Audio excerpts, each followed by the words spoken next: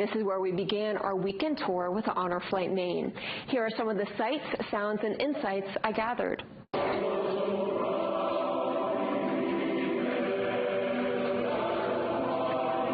That window. Oh my God. To see that flag. It's unreal.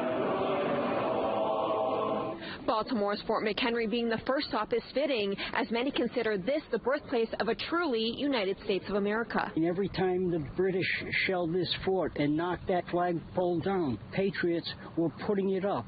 They used anything and everything to keep that flag direct. And the following morning, when Francis Scott Key saw the flag still flying amidst the bombs and the haze, that just reinforced the American spirit as far as I'm concerned. While here, veterans and their guardians got the chance to participate in the daily flag change, assisting in folding a replica of the historic 15-star, 15-stripe American flag. I said to Danny, the first flag detail I've been on since 1970. Well, you can't help but be feeling proud to understand that this is where our national anthem was originated.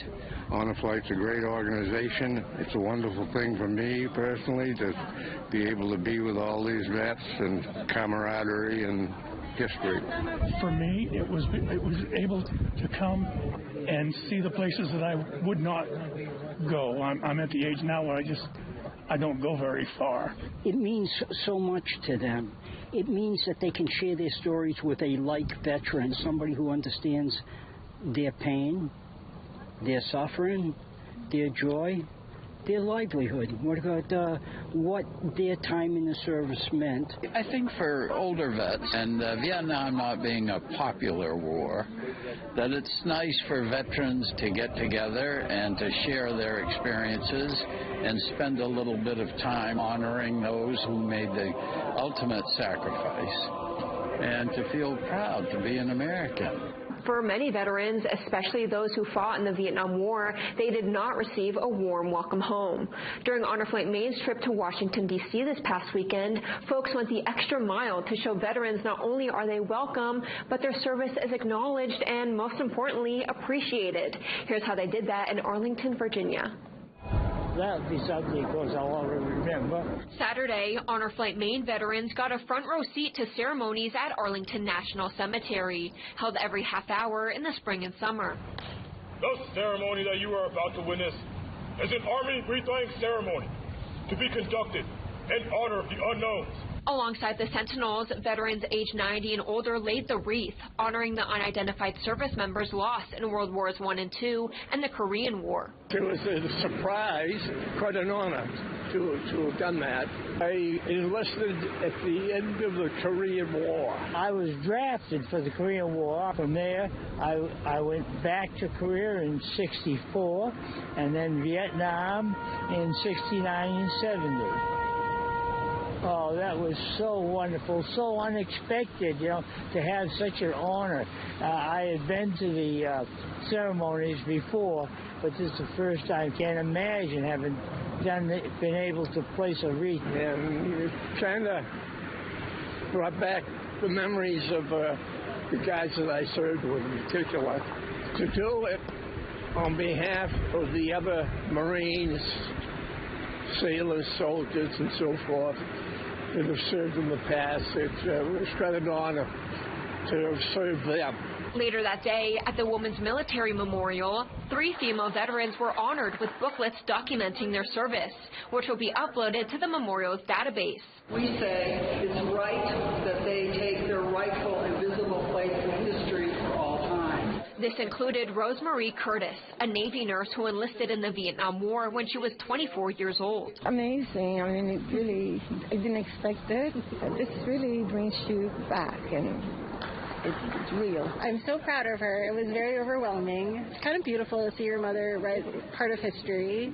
For Honor Flight Maine organizers, the opportunity to take local veterans to the heart of America is an experience like no other.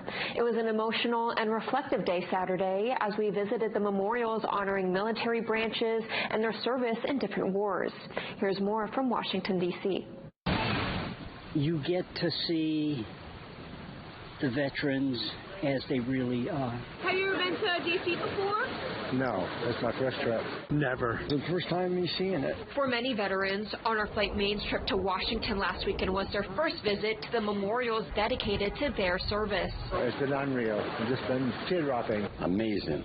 Unbelievable. I was here the day the Marine Corps Iwo Jima Memorial was dedicated by Dwight Eisenhower in 1954. To every Marine, that is the epitome of the Marine Corps. I mean, it shows what a Marine's all about. Kind of brings me back when I was in. You think back, I've lost so many friends that were in Vietnam, right in the Millinocket area. I have some friends that's over there, so it really was nice. I enjoyed that. Well, there's a friend of mine. He sat next to me in algebra class, and he died. He was on his way home, sitting in the airport terminal, and a missile came in and killed him. I'd seen it before, but it's quite a story.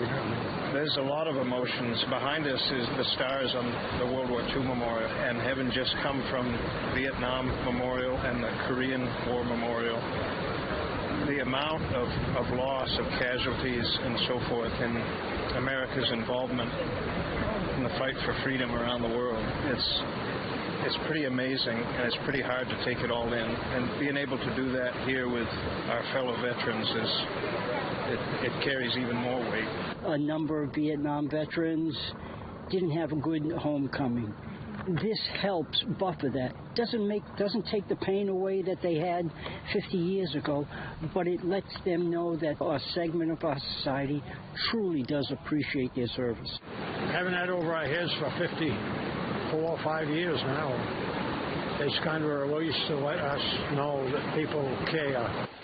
From heartfelt welcomes in Baltimore to emotional visits to memorials dedicated to veteran service to homecomings fit for heroes back in Maine, we brought you along every step of this meaningful journey. For my final report, I wanted to highlight what was made most clear to me on this trip, the deep connections and camaraderie that are formed through service that veterans carry with them for life. On our last stop before heading home, that sentiment couldn't have been made more clear. Take a look. Just a great privilege. For Honor Flight Maine's final night, we drove about 40 minutes north of D.C. to Greenbelt, Maryland. Here, we were greeted by American Legion Post 136, who hosted us for our last supper on the trip. This is all of our veterans home from away from home. After a filling meal, Honor Flight Maine organizers had one more surprise up their sleeve, hosting a mail call like they do in the service. Norman Bloomquist, Navy, Korea, Vietnam.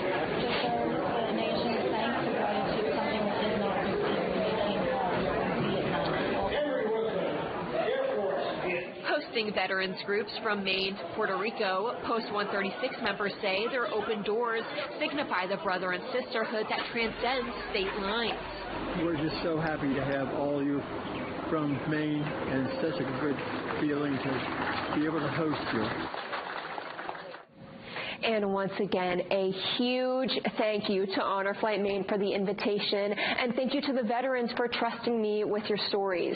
If you missed my coverage from this past week, all of my previous reports can be found on our website.